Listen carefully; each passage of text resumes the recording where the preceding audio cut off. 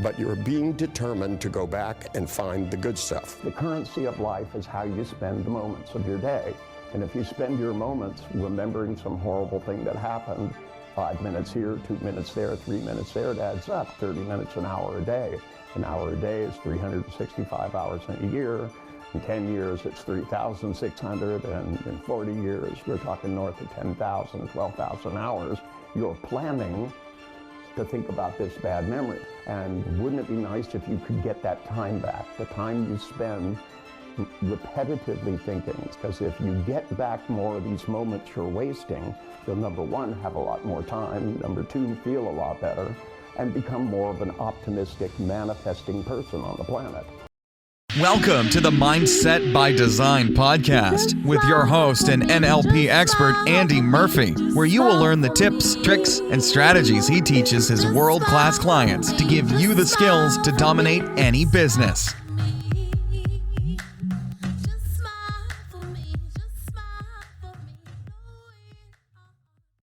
What's going on, Mindset by Design crew, and welcome to episode 425. Hope you're amazing as always, and life is treating you pretty amazing. I'm pumped about today's episode. You know what I mean? It's. I know the intro says that world-class NLP expert. That's what my basis was. It's Neuro-Linguistic Programming. It really was. I've come a long way since then. I actually started. Well, you probably heard my story in the previous episode, didn't you? 424, 50 multimillionaires give you their advice about their struggle. And I hope you've listened to that episode because it's fast and furious and you're going to get a lot out of it. You really are. Maybe you need to listen to it in two parts. It is 48 minutes, but hey, Joe Rogan has episodes for 4 hours. So I'm sure you can handle that one. But Neuro-Linguistic Programming is one of the most incredible psychological modalities there has ever been. It really truly was the first type of psychology, and it was separate from psychology. They actually shunned it, although cognitive behavioral therapy is definitely came out of NLP for 100% certain.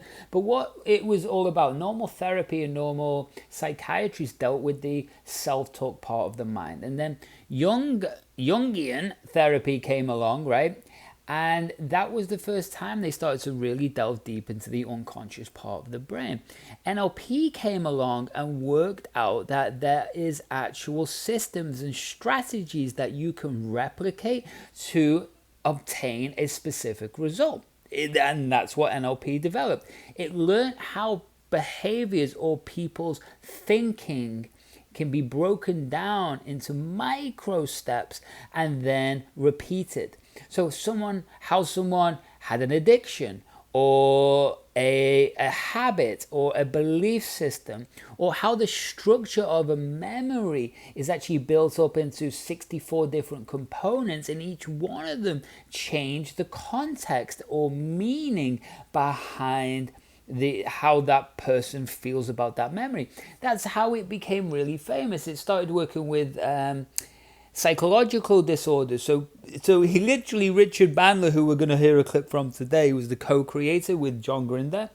And it was really fascinating because Bandler is wild, crazy man, but he's also a true genius.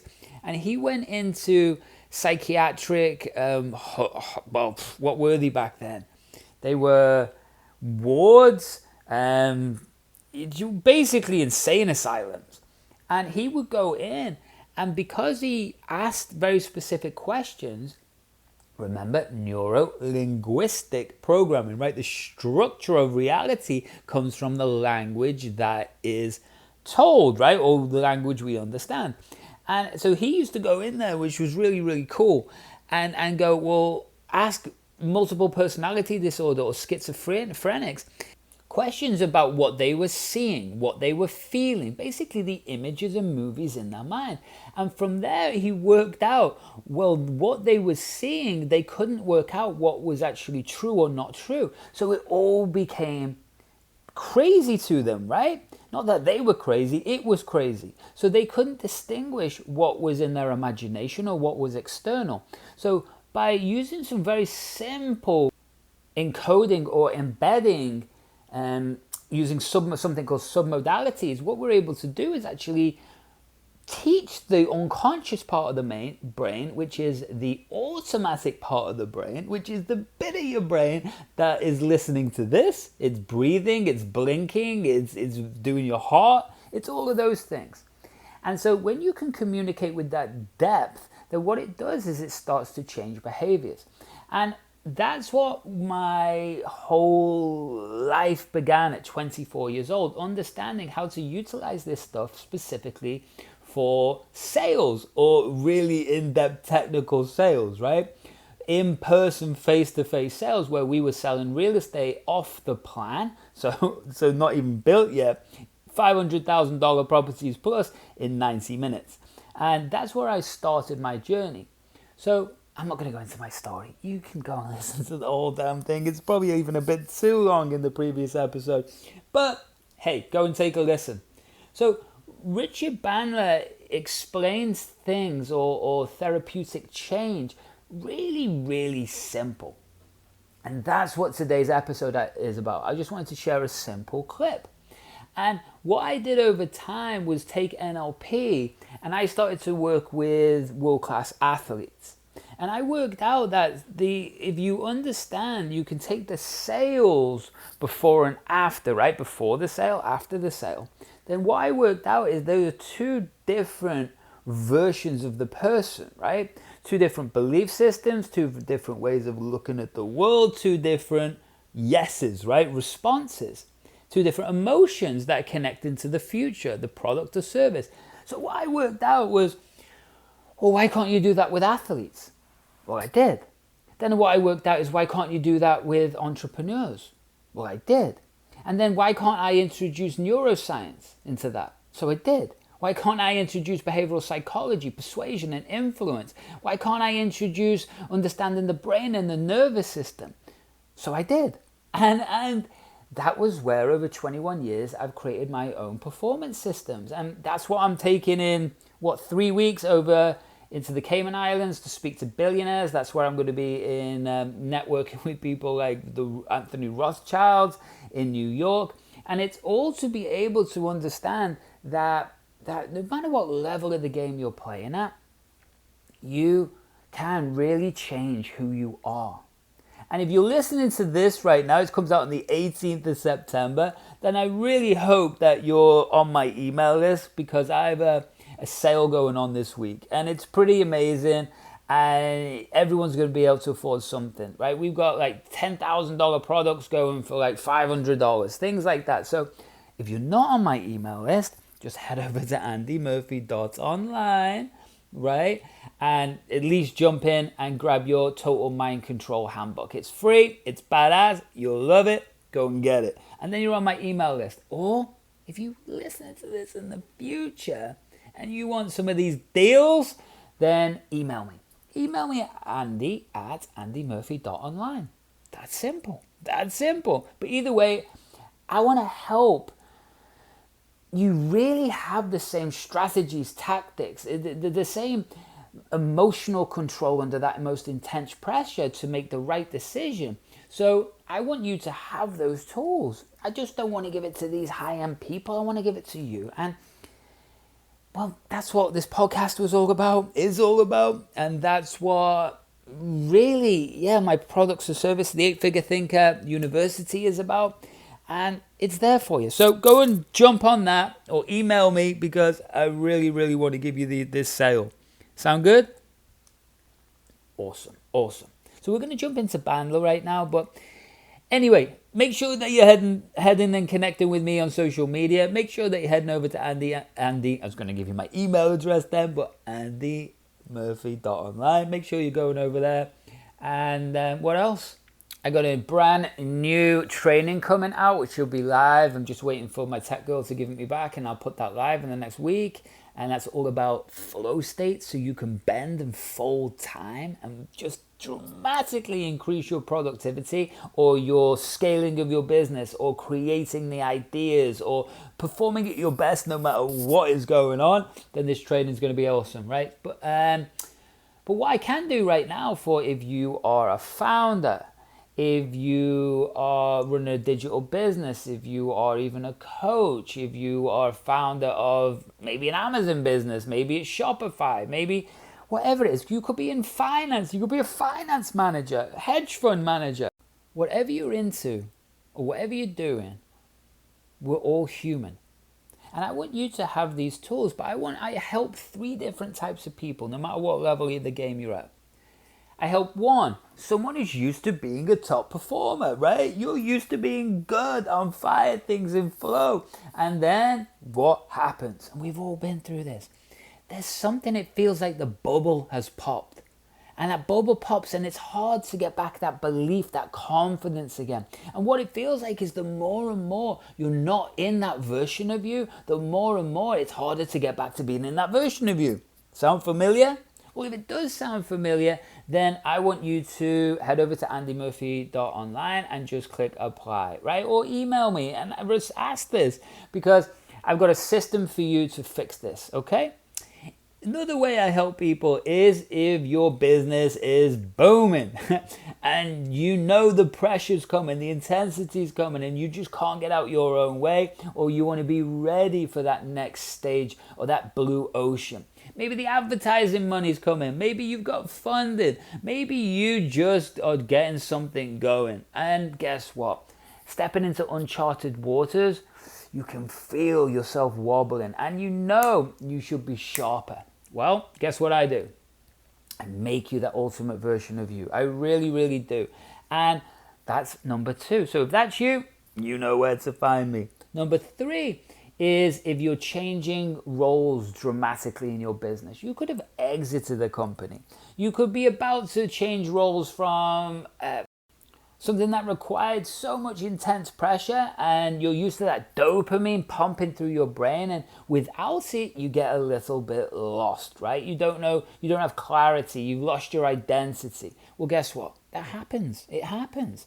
And just think of a professional athlete leaving their career and they don't quite know what to do next, right? But they've got all these superpowers. Well, that's what I do too. So those 3 things are where I really, really help you, okay? Really help you. And hey, if you want to connect, you know where to find me. But either way, make sure that you're heading over to andymurphy.online, looking at the shop. We've got some cool things in there. Looking at the Mental Performance Total Handbook, grabbing that, and seeing if you want any of my goodies I got for sale. Sound good? Beautiful. So let's go and hang out with Mr. Richard Bandler, and I will see you at the end of the show.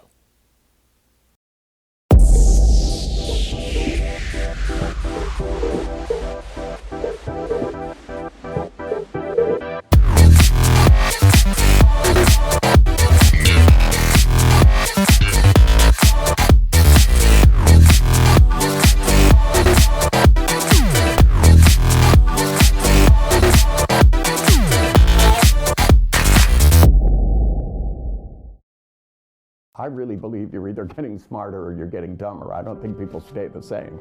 Now, it may say on your IQ test that you're a genius, but if you're miserable all day long, then, you know, you're intelligently doing stupid things. We have more evidence that placebos work as well as a lot of drugs. And I think placebos work because you believe in them. And with my athletes, a lot of them were on steroids. They believed they couldn't hit the ball as well without it.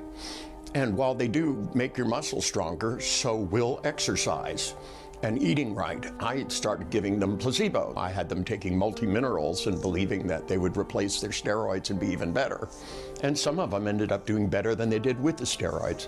What's important is not that you deceive yourself with a placebo, but that you realize the power of belief. I teach people how to control their thoughts and their mind in a way where they get control of their brain, so they can control their own thoughts, the way they feel, the way they think, and therefore what they can do. Personal power is knowing what you do well and what you don't do well, which is where people get into trouble. People come in and say with absolute conviction, I have bad judgment. And see, if you know what you do well and you don't do well, then you should know what to do next to become a better person. And as long as you're better than you were yesterday and a week ago and a month ago, you're headed in the right direction. Making the same mistake is not a good idea. And I assumed that everything is a possibility and can be done. And if you believe in yourself, you just need to believe you can do it. You just have to learn the right things. Then you'll start looking for the right things. If you believe you're not a good person, you do not try with every fiber of your soul. And both of those are just ideas, and you can change ideas like you change socks. Okay, crew, let me jump in there. Richard went straight into some stuff. I love it. I love it. Look at it this way, right? It was interesting that you spoke about belief systems and around placebo, right? And that's an actual neuroscience study called neurobioimmunology. And that's where you literally can change your health by your thoughts, because of the thoughts communicate with the cells. But we can't do that consciously, right? We're not going to do that through talk therapy. You have to go in and really create change. I remember speaking, it was probably about 5 years ago now, but I spoke at Arsenal's football ground, which is one of the top Premiership clubs in the UK, or in the world, I suppose. And I was actually speaking to cancer survivors. And doing what I do is replicable through every different type of life. Why? Because it's just people. People have thoughts, people have brains, people have cells, and people can train them how they want to. And what was interesting is that people who've gone through all of that were on the other side. They were traumatized. They were damaged. So their identity or view of the world is they became a survivor. And a survivor still means that you're in threat. Well, unless we change it. So then you see a different perspective about yourself and how you can regenerate. Otherwise, a lot of these people were really instilling fear that it might come back. So what we were able to do is help them redesign who they are and redesign their future. Now, that's all good, we write that down, but what about if we could actually build that as the images and feelings and habits and movies that are pumping through their brain, and we can start to make that automatic. So that's the first thing you think, feel, and act. Well, that means then they're going to have a completely different experience of themselves, their future, and their health. Does that make sense? So if we can do that with people who have gone through that terrible, terrible journey, then why can't we do that with you in life? Why can't we do that with you in business? Does that make sense? Well, we can, and that's what I do. So when you start to understand if placebos genuinely work, like nearly 50% of the time, then what is it that you're not doing? What is it that you're not seeing? What is it that you're not experiencing your business? And is it because you're running outdated images? Is it because you're running outdated behaviors? Is it because you're still holding on to something that happened 25 years ago that got you scared and you made a decision? Is it you're running someone's outdated belief about money, success, or who you are and what you're capable of? Are you still running things from the way of the past that hurt you? Or even if they didn't hurt you, you made a decision, I am never going to experience that. And then what does this do? This starts to create a frame around possibility. This frame that you put around what's possible, well, that can either limit you or it can expand you fully. But often in business, we're not expanded to our fullest. Because if we were, you would have already achieved your dream. You would already have achieved that financial freedom, or those $20 million, or that whatever it is for you. You would already got that. And that's the thing. When we expand into the unknown, we have to make sure that we have deleted all of the resistances. We are forming new micro habits, a new identity, and that identity is then feeling, thinking, and acting a very certain way about every stage in their business and life. Once we can build that, then what comes from that is brilliance. What comes from that is a vision of your business that you can look on and say, oh, That's the person I need to connect to. That's the conversation I need to have. That's the idea that appears when you're thinking at that level. But if you're looking at like, oh, I can only earn 6 figures a year, a month, a week, right? And I use those numbers intentionally, then the challenge becomes is that how can you have an idea that's $100 million idea? And even if you have that idea, you can't think of that level of acceptance around that idea and the strategy it would take to achieve it, or how you would problem solve that, or how you would make it into like 2 or 3 steps. Does that make sense? And then how do we condition your brain and nervous system to be at ease doing daily tasks, handling that pressure that comes when you are reaching for something that's so big? How do we make that something that's so big so small? Does that make sense? So when you do that, the visual component in your brain is suddenly not this big daunting task, but it's something that you're capable of.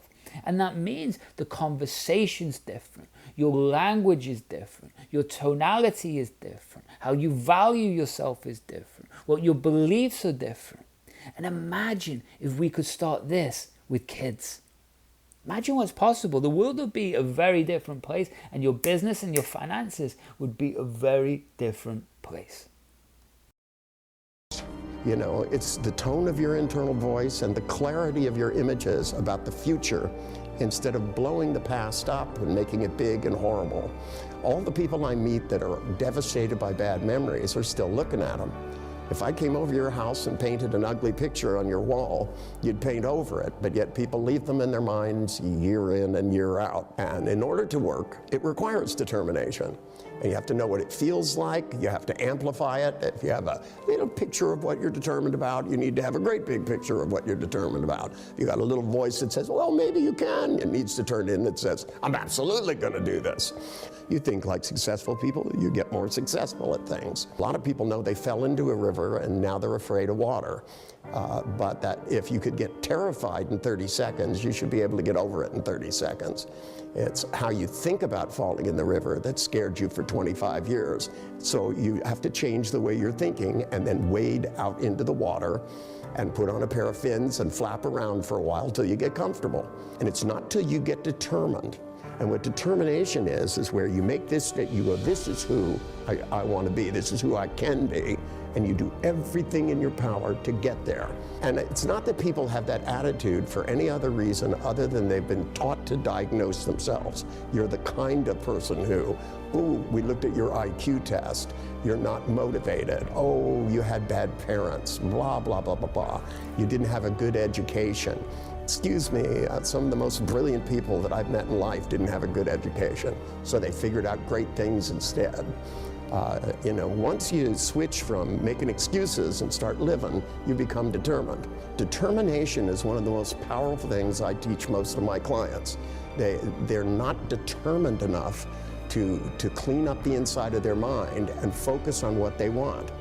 And all the people that I've ever spoken to, and I really interviewed a lot of people that made it through things that should be impossible. I mean, just the worst of the worst things, you know, being kidnapped and tortured. And when I spoke to the people that seemed to have survived these things well, there were certain things they had. One is a sense of humor.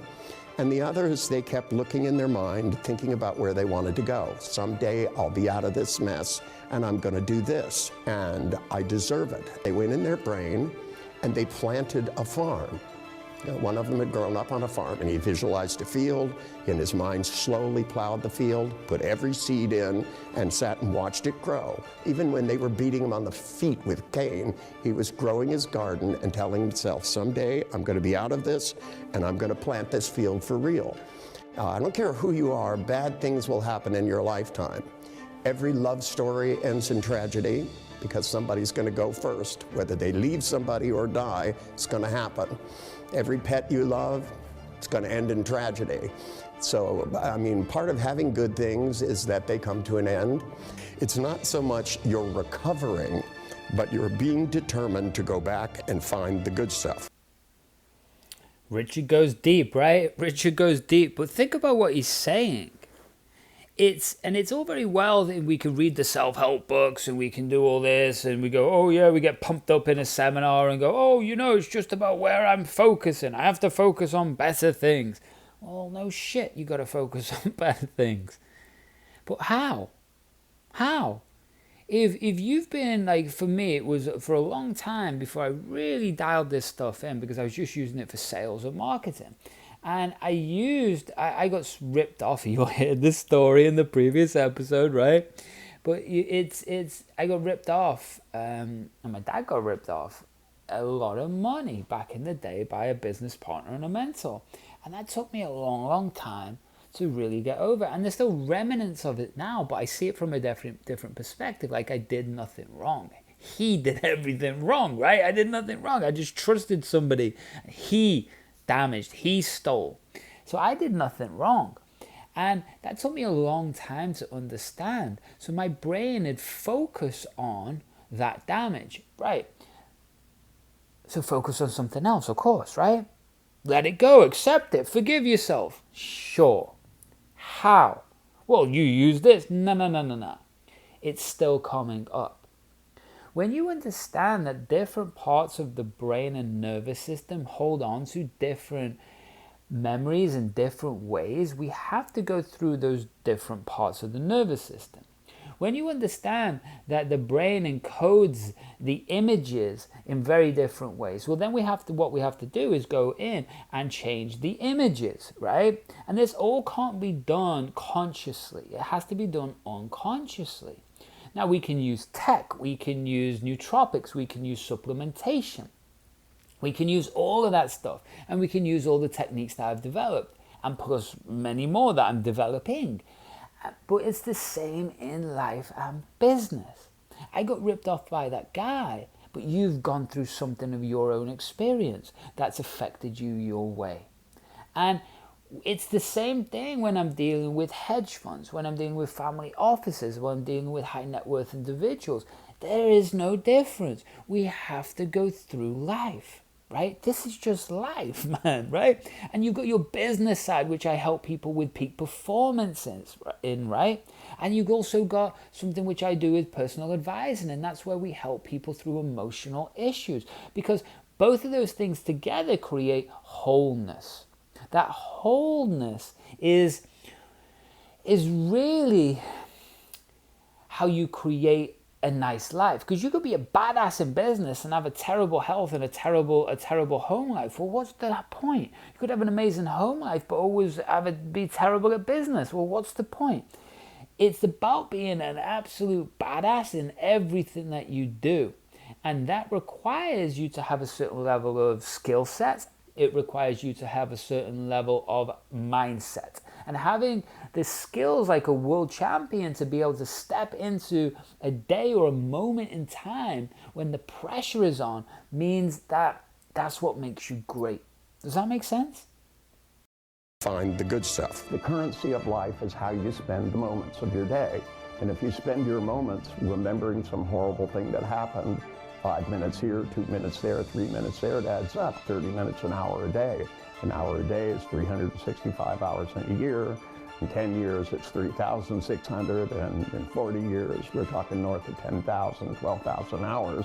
You're planning to think about this bad memory. And wouldn't it be nice if you could get that time back, the time you spend repetitively thinking? Because if you get back more of these moments you're wasting, you'll, number one, have a lot more time, number two, feel a lot better, and become more of an optimistic, manifesting person on the planet. I really believe you're either getting smarter or you're getting dumber. I don't think people stay the same. Now, it may say on your IQ test that you're a genius, but if you're miserable all day long, then, you're intelligently doing stupid things. It doesn't mean you're not wasting your time. We can all learn to think better. Most people have confused remembering with thinking. It has to do with their thinking that, in the past I've never been able to do something, so therefore I won't be able to do it. So whenever they think about it, they have big pictures in their mind and voices and feelings moving in the same direction. when what thinking really is reversing all of those processes, putting up new big shiny pictures in their head and talking to themselves in a better voice and spinning their feelings in the opposite direction. Because remembering produces a state called hesitation, and thinking leads to action. And when you stop remembering what you can't do and start thinking you can do things, people always surprise themselves delightfully.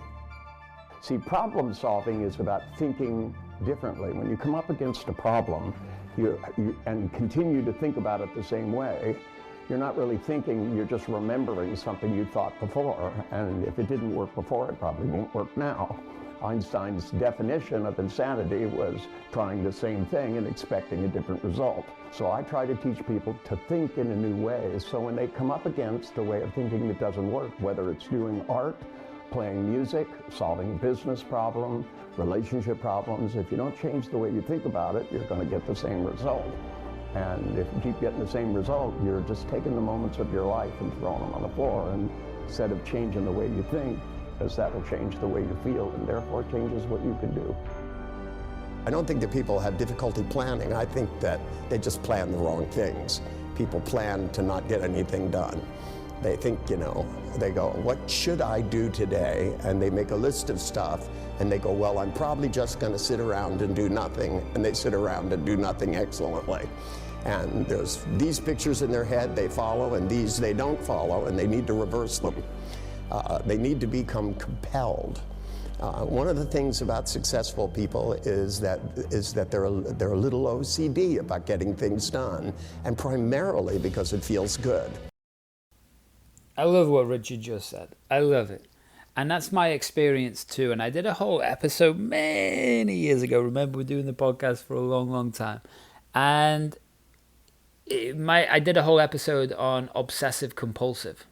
I did actually call it obsessive compulsive disorder then, but that was a long time ago before we realized there's a difference between being obsessive compulsive and a disorder.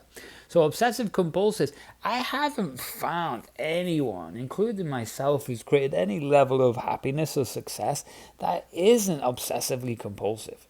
I think it's an amazing skill. You just got to learn and point it in the right way, because we can get dopamine from negative or positive experiences, or I should say more than negative or positive, because a negative experience can actually feel good, right? Because it's novel, and it also can create certainty. It can create lots of different things, but it can definitely create significance. And you could damage someone or damage someone else, or even including yourself, by repeating an experience. But because it is a level of certainty and it's a level of significance, then what that means is then you're going to repeat that pattern. That pattern might not feel negative, but is creating a negative behavior or a negative outcome. So like Bandler's talking about, we flip that whole experience into understanding that if we learn to interrupt those patterns, then what we can do is we can change them.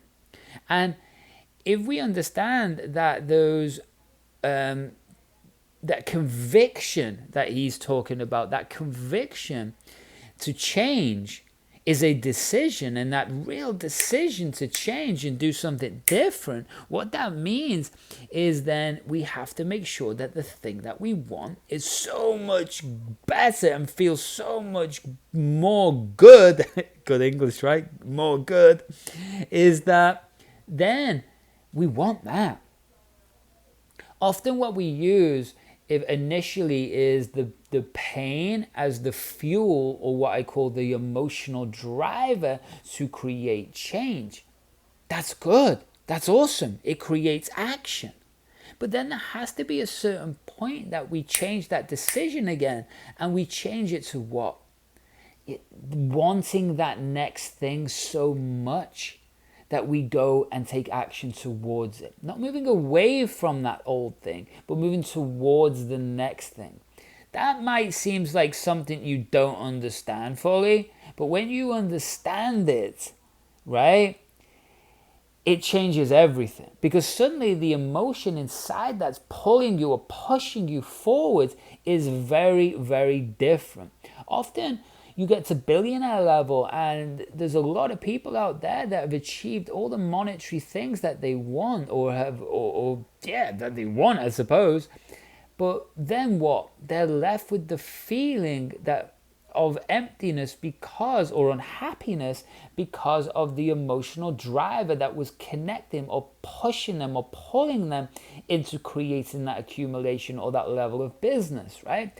But when we can get to a certain point that we can change that direction or the pattern that's playing, or again, the emotional driver that's inside of you that's pulling you towards that thing, then suddenly it feels good instead of it feeling not good, right? It feels good to take action, to do something different. Does that make sense? I hope so. You take somebody that doesn't clean up their closet, they open the closet and they look in and they go, gosh, I really should clean this mess up. And then they think, but, I could do this, and I could do this, and I could do this, and next thing you know, they find themselves doing something else. It's because they don't really make it a plan. They don't make a commitment to themselves and to other people. Most people need a better, more precise plan in their mind to become more motivated. They need to start feeling better each thing they get done rather than worse about how much they haven't. And a lot of it just has to do with where the pictures are in your head, how big they are, and what's in them. It's about conditioning yourself to make these things work towards you. When people feel hesitant, their feelings are going one way, and when they feel motivated, they're going the other way. Everybody who tells me they can't get motivated goes out and does other stuff, which means they can be motivated. Everybody who tells me they have insecurity, I always look at them and go, are you sure about it? And they go, yes. So it's not true that they're not capable of certainty, they're just aiming it in the wrong direction. People who are not motivated are doing other things, and they need to push this stuff around in their mind so they start getting the stuff done that they want to do, so they feel good about themselves. When you reorganize your mind, you become more efficient and more adaptable as an organism. If you give yourself a purpose and a mission, and you keep realigning that mission so that you're adaptable to your environment, your family, your friends, your jobs, you become successful as a person and will feel great. I think you can be much more than you ever suspected. So, crew, what I love about Bandler is the simplicity of what he's explaining, which is genuinely incredibly complex. And that was always the difference between John Grinder, who was the co-creator of this. He made everything extremely complex. And then Bandler came along and went, well, why are we making it so complex? Now, we're not talking about hypnotic language patterns. We're not talking about anything like that. But just the actual context of change and behavioral dominance over yourself. And Bandler always made it simple, and what he's talking about genuinely is extremely complex, but just the simplicity of it, of the way he explains it, is what I love. Point your brain that way, change the images, make decisions, away you go, right? And that's it, and everybody's got a strategy to do that. So, crew, that's the end. That's the end of 425. This is just the beginning, though, so make sure you're heading over to andymurphy.online. Blogs and articles are coming out. I've got actually 2 posts coming out in Forbes right now. We just got published in a magazine. Loads of cool stuff happening, and I'm here to help you, right? If you think you can't afford to work with me, then you can't afford to work with me. But if you think you can afford to work with me, then we can make something happen. It ranges from a day to 12 months. I got all these different ways that you can. So have a chat with me. Have a chat with me. And at the end of the day, if we can turn your 10-year goals into 12 months or 2 years, it doesn't really matter, does it? You win. And that's what it's all about. So I'm here to help. Make sure that you're also going over to andymurphy.online to get on the email list, because there is a sale happening right now and I want you part of it. Or if you're listening to this in the future, then message me, andy@andymurphy.online, and I will see what I can do, because I've got some awesome things and discounts and sales and some products and services that are waiting for you. Sound good? Beautiful. So head over to andymurphy.online.